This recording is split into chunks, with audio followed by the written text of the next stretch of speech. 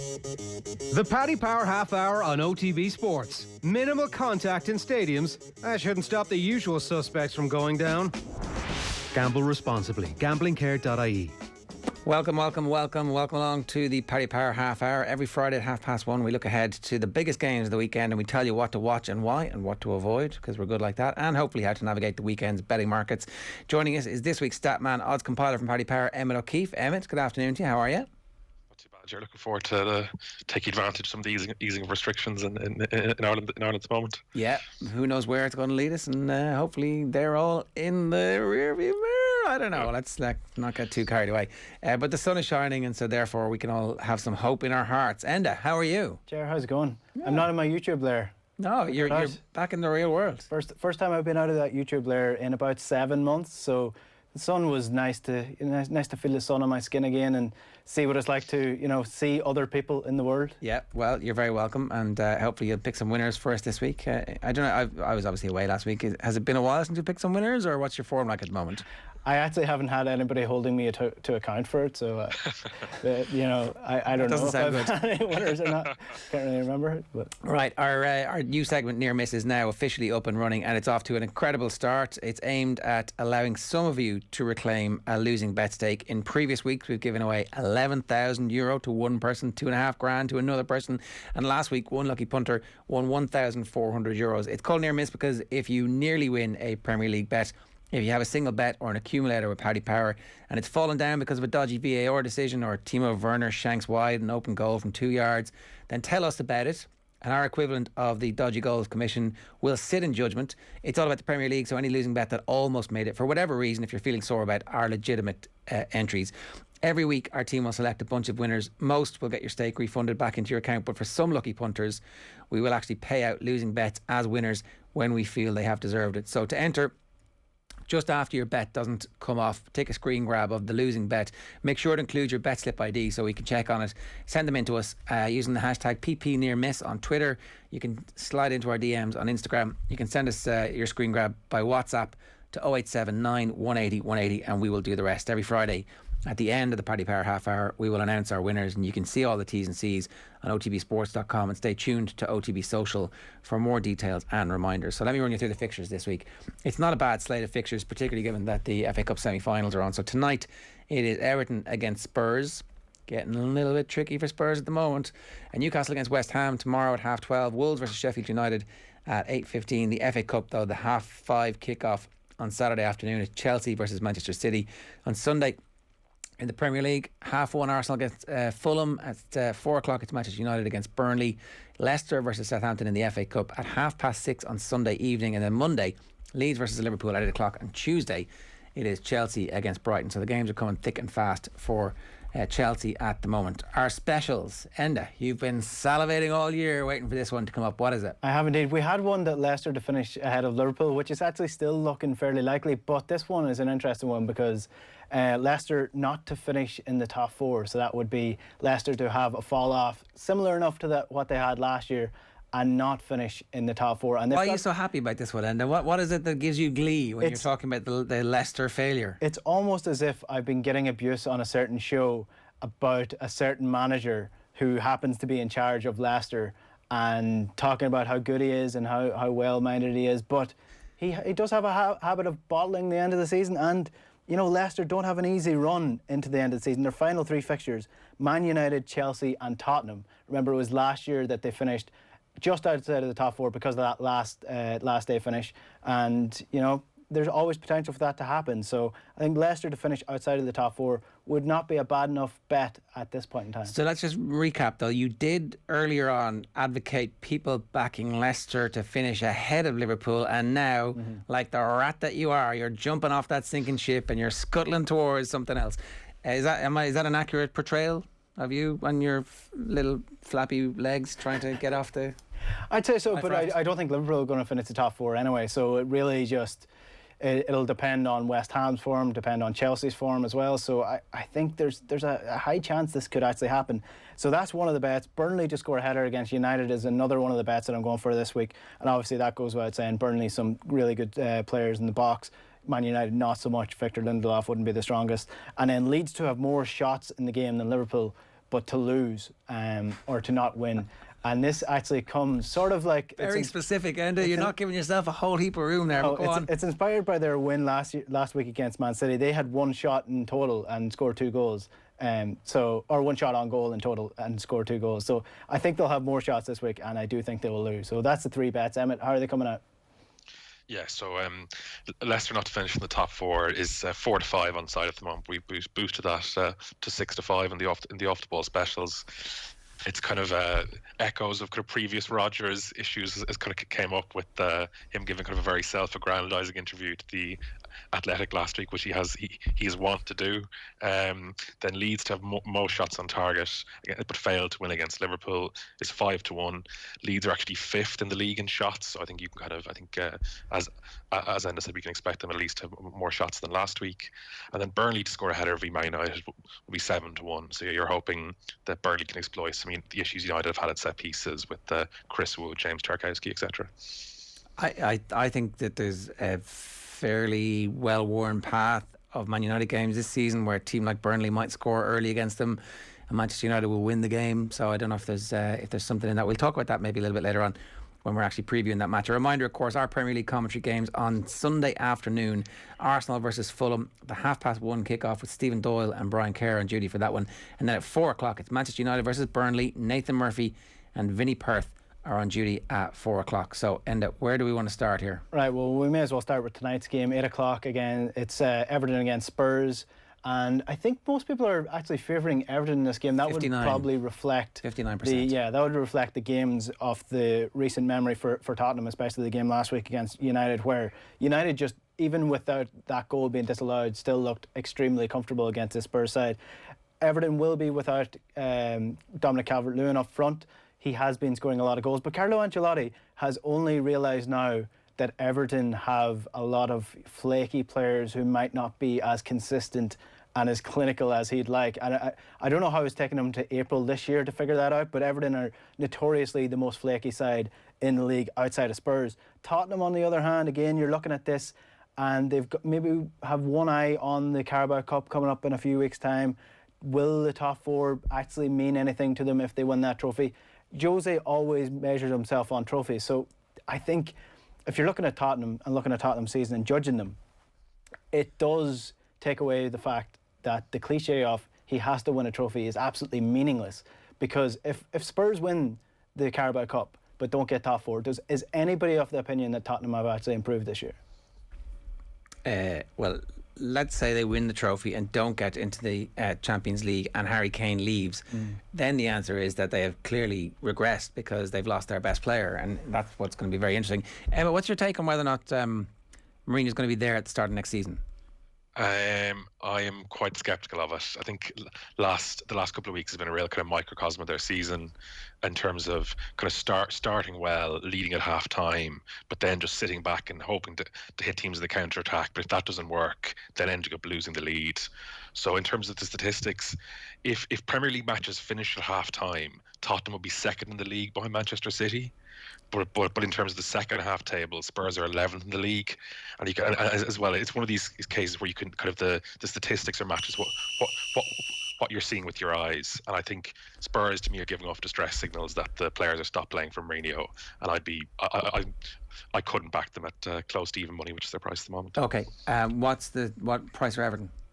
So Everton are 5 to 2. If you're backing Everton, I would back them draw no bet at about 6 to 4. So the draw no bet means if the game is a draw, you get your money back. The reason being, I don't know if anyone had the displeasure of seeing the Everton v Brighton last Monday, but Everton will struggle for goals without Calvert-Lewin. But so I think there's a high risk of a draw. But but Spurs' price definitely looks too short as well. Yeah, absolutely. Spurs evens to win a game away from home at the moment. No, thank you, not with anybody else's money. Right, Newcastle against West Ham. 12:30 on Saturday. Newcastle 18%, West Ham 82%. Now, I've been down and out on Newcastle all season long, but I hadn't quite factored in just how good Saint-Maximin was going to be and what the impact he was going to have. And if you look back traditionally over the years, all of the crap teams who have just about survived in the Premier League by the skin of their teeth have had a superstar who came into season like a good mare at just the right time of the year. And Alan Saint-Maximin is absolutely sensational. And no doubt, I hope, we'll be playing football for a good team next season, and that won't be Newcastle. But I would be concerned if I was a West Ham fan that this is one of those games where the level of expectation is so high. We expect them to win. It's against a side who will be able to sit deep and kind of frustrate them and be absolutely thrilled with a 0-0 draw. So I don't see this as a gimme for the teams the way it should be if the league table was a reflection of both sides. And it is a reflection of both sides, but I'm just not sure that West Ham have reached that point where routine wins are routine wins. What are the odds telling us? Yeah, so Newcastle are 13-5, the draw 12-5, and West Ham are evens. Yeah, I like your sentiments there. It was great to see Saint-Maximin play so well, especially I think he suffered more than any other. I think most players in the league. He had long COVID during the season, which would give him an extended absence. I think him at his best with Callum Wilson. Newcastle are certainly a much different team. Just worth kind of noting with Jesse Lingard. I think everyone knows he's on a kind of a bit of a hot streak with his finishing, but his expected goals are similar to that of Raheem Sterling and Diogo Jota. So Lingard is getting the chances of a similar level of a top level forward, but it's his teammate I think works worth a bet in the goal scoring markets. Jarrett Bowen should operate again as West Ham central striker and scored last week. Bowen's hugely prolific at championship level and already has 8 goals in the league this season, and you can back him to score it over 2-1 here. Okay, so it sounds like expect West Ham to squeak through this. I think probably possibly a high scoring game. That's been the kind of the trend for West Ham. Bruce actually played more positively. I think probably will do so again. We're having Saint-Maximin and Wilson back in tow. All right, Chelsea versus Man City next, Enda.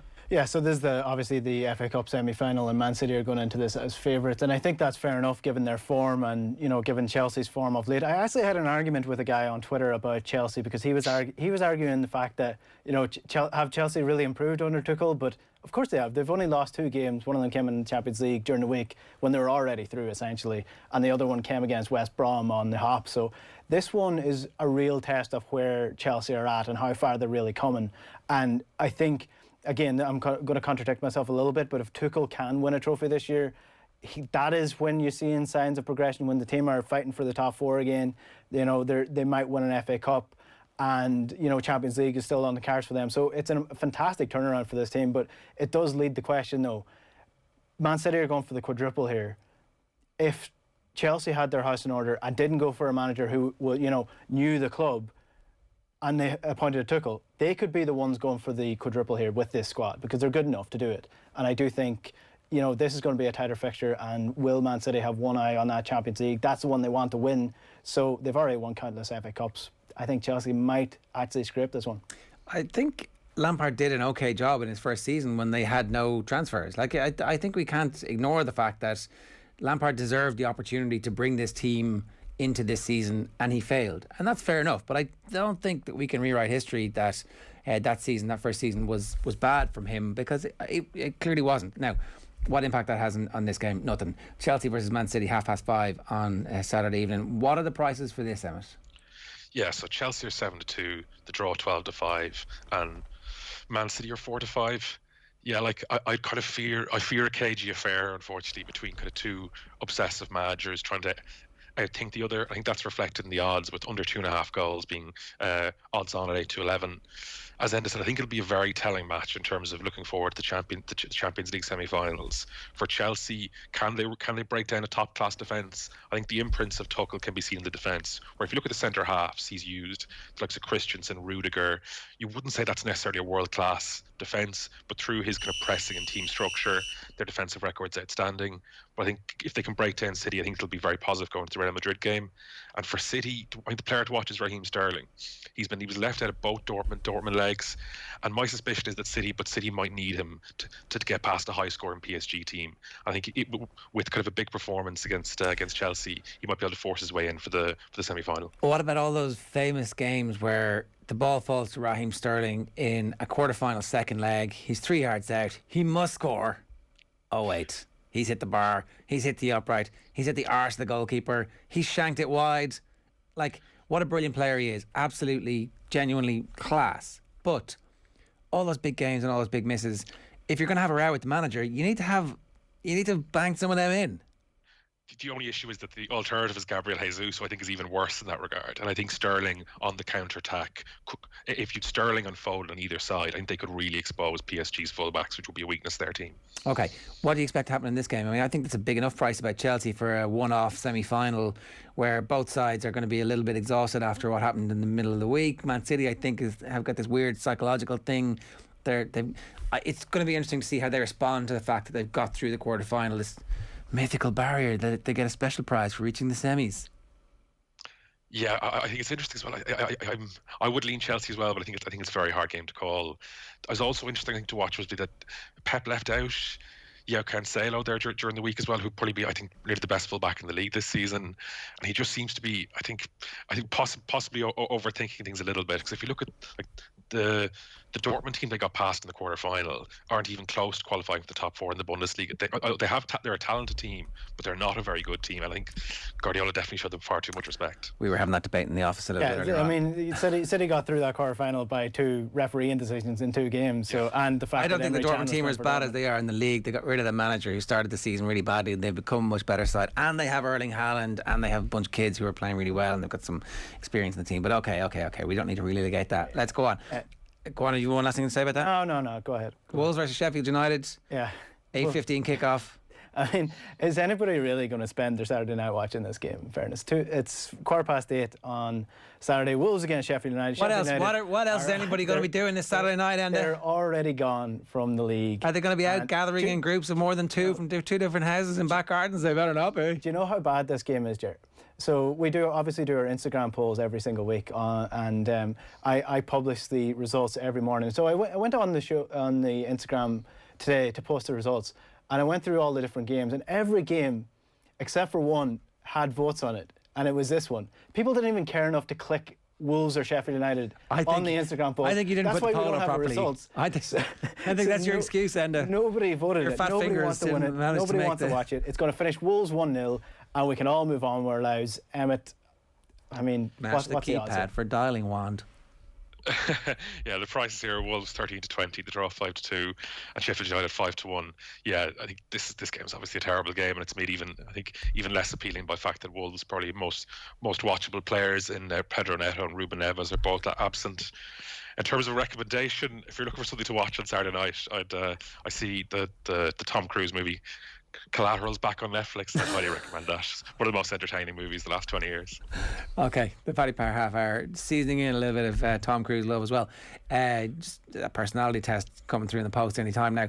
Arsenal versus Fulham, it's 1:30 on Sunday. It is 77%. The Arsenal revolution is back. Get on board, Mikel Arteta. He the man. All of a sudden, it's been a week of good results, and everybody believes in them again. I'm not sure I believe in them again. I still think they're flaky Arsenal. And these games, I mean, maybe Fulham are just on the verge of throwing in the towel, but I don't think they've thrown the towel in just yet. And again, I am never backing Arsenal until they've won like 15 games in a row, and I'm like, okay, I accept. You have restored some credibility and faith in the storied marble halls as they used to be. I presume Arsenal are favourites for this game. Yeah, so Arsenal are 8-11, the draw 13-5, and Fulham 15-4. They had, I think, the last night against Slavia Prague followed the kind of the script of Arsenal season, where if Saka and Smith Rowe play, they're genuinely a very potent attack, and both are outstanding in the first half an hour when Arsenal blew Slavia away. The Sky Sports had some good statistics on Monday Night Football last week showing when Smith Rowe and Saka played in the league this year, Arsenal have won 7 out of 10 games, scoring 2.2 goals a game, which is very good Champions League form. And without them, I think they've averaged I think it's 19 goals in 20 matches, and averaging around a point a game, which is borderline relegation form. So I'd be tempted to back Arsenal here, but I definitely wait for teams, especially with Tierney and Odegaard possibly out as well. I think if you're far less confident if we see a kind of an Arsenal forward line with Willian and Aubameyang together. I mean, you would be very confident about the future if you're an Arsenal fan and they can make sure that those two get to stay there forever. Those are incredible stats. Yeah, it was concerning though. There was a story a couple of weeks ago in one of the newspapers that if Arsenal don't win the Europa League, that Arteta might be forced to raise funds by selling Saka. So I think which I think all Arsenal fans would lose their minds if that happened. But I think I think it's kind of a big few weeks for Arteta. 'Cause if he can somehow get over the line, the Europa League, I think that might give him the credibility with the club to try and sell some of this, get rid of some of the older players, and maybe have a bit more room for work in the transfer market this summer as well. Qualifying for the Champions League would transform Arsenal's fortunes next season. Manchester United against Burnley at 4 o'clock on Sunday. Both those games, of course, live and off the ball on News Talk on Sunday. 90% think Manchester United are going to get the win here. Only 10% back in Sean Dyche. You know, eagle-eye viewers watching the Europa League during the week would have seen that the red banners around Old Trafford have been turned into black banners, because, you know, it was so very hard for the players to distinguish a banner in the stadium stand to a football player on the pitch. One thing that I found interesting about that was, you know, the United players, the United fans, they all wear red when they're in the stadium, so, and the seats are all red. So I don't understand what the logic was behind that, other than to take away a little bit of distraction from maybe the fact that United, you know, they didn't play their best stuff at home and their away record is so much better. But their home record isn't even that much better than their away record. They've played 15, won 8, and they've lost none. At home, or away rather, they've played 16, won 10. So they've only won 2 extra games away from home than they have won at home. So it's not even that much of a difference, to be fair. Story was a cover. They had draped those in memory of Prince Philip, of course, the royalist faction at Manchester United. Didn't want the story to leak out that they are, in fact, you know, they wouldn't go down that well in the city of Manchester. So that's what that was. That smokescreen story that Solskjaer put out that embarrassed him was just to protect the Masonic. Well, as we know, Prince Philip had a lot to do with the success of Manchester United over the last couple of years. So, you know, is it warranted? Maybe it is. Anyway, back to this game. Burnley against Manchester United. I do think Burnley have a chance, like you said, to score in this game, maybe early. And I do think if you're looking for a little interest bet in this, it might be big enough odds. A little euro here on Vidra to score first or score any time. He's been in decent enough form, and he's actually showing to me that he exists, because I didn't believe that he actually played for Burnley over the last couple of years, but he's playing a little bit better. I do think he has a chance against this United defence, especially Lindelof. So yeah, Burnley to score a header or Burnley to score any time, I think that would be a good bet in this. Silence. Did we get the prices? Yes, so the price here: Man United 3-10, the draw 4-1, and Burnley 8-1.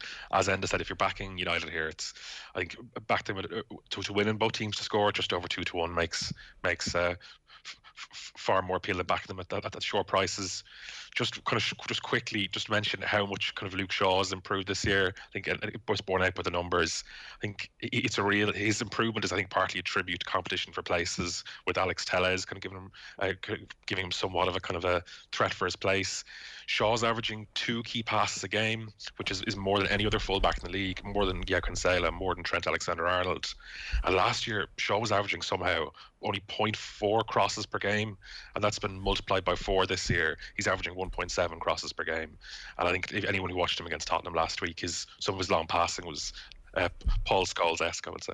Pogba's given an interview given out about Mourinho and how players will be like flavour of the month and then sidelined from training session to training session, and Shaw was obviously the one who suffered the most under Mourinho, and it is the biggest indictment of his time at Manchester United how well Luke Shaw is playing now. I think the rest of the world thought that Luke Shaw was no good because Mourinho kept telling us and him that he was no good, and funnily enough that didn't work. Obviously not a fan of the Mullineux Agus Chucky She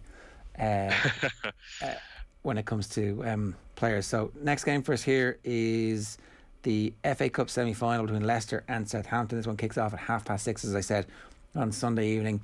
82% Foxes, 18% Saints. That's what our Instagram poll believes. And you hate Brendan Rodgers, right? And this is the bit where hate's a very strong word. This is the bit where he's like that ex who's gone on to great things and left you in the dust, essentially.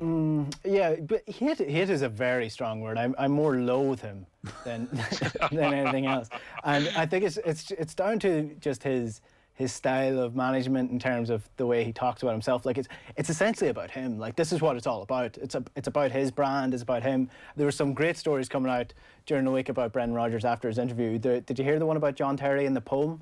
No. So before a final, I'm going to butcher the story a little bit. He got his friend, who is a poet, to write John Terry a poem about how good he is and about to try get his form back up. This was during his time at Chelsea. So if there's one person in this world that you think is not going to appreciate a poem, it has to be John Terry. Well, I mean, this is the type of shit that annoys me about Brendan Rodgers. I'm sure it was a limerick that rhymed at the end of every. John Terry's like, that is amazing. Who knew you could rhyme so many words with Terry? Yeah. Well, I don't think that it makes much of a difference with this. But one question that we were talking about in the office before this was, if you're Leicester City and your form's dipping in the league, you've got a couple of players out injured, you've got a tough last three finishes, you dropped out of the top four in the last day of the season last year, but you're in an FA Cup semi-final. Do you go for the FA Cup, or do you favour your league form here, Joe? It's actually a genuinely good question if you're a Leicester City fan, because they have had Champions League action just recently, right? And the team is coming, and I suspect they're going to be able to keep most of their players. One player will probably have to go, and that seems to be Chilwell went, and they managed to spend that money really well. And you would expect maybe one player has to go, but maybe not with the injuries at the end of the season to those players who might have been most likely to be plucked off by the bigger clubs. So is there a chance you can win the FA Cup, keep all your players and start next season back again going, actually we have a genuine opportunity here because there's more depth and we've kept the money? Or do you lose the FA Cup and qualify for the Champions League, keep everybody, and that's better for the long-term future of the club? It's a tough question. I think personally you go for top four, because I'm not sure how well Brendan Rodgers' brand can take another one of those hits in terms of being really strong and then falling off at the end of the season, because he did it with Liverpool, it held him back for years. He did it with Leicester last year, so if it happens to him again, Steven Gerrard slipped, that cost him the league title. You can't blame that on Rodgers. Ask anybody, it was the Crystal Palace game. I mean, the slip is the slip is the slip is the slip. True, but the Liverpool fans lie to themselves that it's the Crystal Palace game because it lets them sleep at night, but we all know it was Stevie G's slip, and if they'd managed somehow for that not to happen, we do not let this slip. Of all people in the world that I'm going to defend here, Steven Gerrard is not someone that I currently want to defend, but that slip, was it as damaging as the being 3-0 up against Crystal Palace 3-1 and drawing that game? I don't think it is. So but the 3-1 doesn't happen if the slip doesn't happen. There's it's not you can't have one without the other, and the slip did happen, and that's the bit where all of their like they were unplugged essentially, and that's not his fault.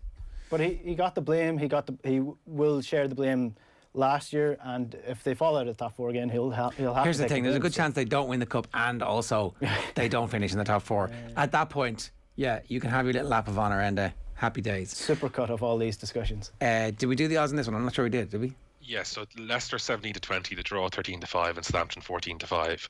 I think it's a big few weeks for Brendan Rodgers, because I think if they could somehow if they could do the double of the FA Cup and finishing the top four, I think he'd be the best candidate for I think a likely opening at Tottenham, which I think he would take.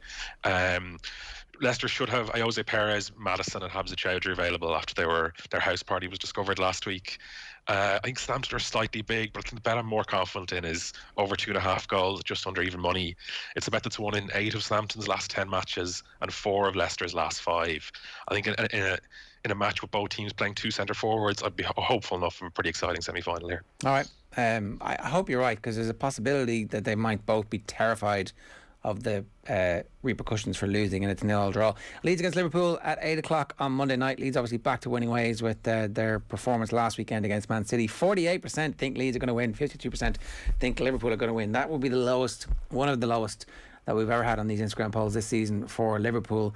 I don't think Liverpool's season is over. I think that the quality of their performance and getting at it the way they got at it against Real Madrid, and the fact that so many of them will be on massive bonuses to qualify for the Champions League, plus the fact that so many of them want to play there next season and don't want to be the one that is replaced by whatever big money signings are coming in, that gives me comfort that they're going to go for this game and going to go for it over the course of the rest of the season and not fade away into 7th or 8th and not even Europa League. So I'm confident Liverpool are going to continue their excellent away form and actually win this game against the side that we know they can score against, but that also caused them huge amounts of problems way back when it seemed like a different world. What are the odds in this one? Yeah, so Leeds 7-2, the draw at 10-3, and Liverpool a short price of 8-13. Yeah, I would agree with you. I thought Leeds and Liverpool were close to their best against Real Madrid. They were just let down with the weak link in the chain that is Sadio Mane, who just doesn't look the player he once was, and would definitely benefit from an off season of rest. In terms of the game, I think Leeds are benefiting more than any team in the Premier League from not being involved in cup competitions or not playing midweek Premier League fixtures, given their style of play. And I'd be tempted to back them here. The only thing I'd like to see would be Rafinha in the starting team, as he's a doubt. Rafinha's fifth in the league in that key passes statistic behind Mason Mount, Bruno Fernandes, Kevin De Bruyne and Jack Grealish. I think he's probably been one of the best signings of the Premier League this year at around 20 million, and even more important to Leeds than Patrick Bamford in terms of leading their counter-attack. So I think wait till the teams are named here, but I'd be tempted by Leeds if Rafinha is in the starting lineup. Okay, that's interesting. And loads of goals, like a 3-2, a 4-3, a 6-5. Hopefully, yeah. I think that if we get anything close to what it was like at the start of the season, we'll be in for a treat. All right, to round us out this week, Chelsea against Brighton. Enda, what's the crack? Yeah, Tuesday? Chelsea weirdly in cup and league action this weekend, and people think that Chelsea are going to run away with this against Brighton. I probably be of the similar opinion, but one of these games that you're probably cautioning people against betting on it too soon. Wait until probably you see the teams. Wait to see if there's any injuries in the Chelsea game, and maybe just don't watch it, because Chelsea haven't scored more than 2 goals under Tuchel so far. Brighton played. Not true. They scored 3 2 weeks ago. Sorry, once. They've done it once. And I thought that was actually a penny dropping for them. By the way, I thought the performance was excellent. Havertz is sensational, and remember he had COVID at the start of the season too. So. If only they had a striker who was world class, they could just bang him in from a few yards. Well, then we're saying that about Brighton as well, because enough has been said about Brighton on this show alone to say that Brighton have created a load of chances but haven't taken them. So, Brighton are safe. They need to buy a striker for next season. So, just get through the rest of the season. Don't lose too many games. I would advise not betting on this game until you see the actual teams.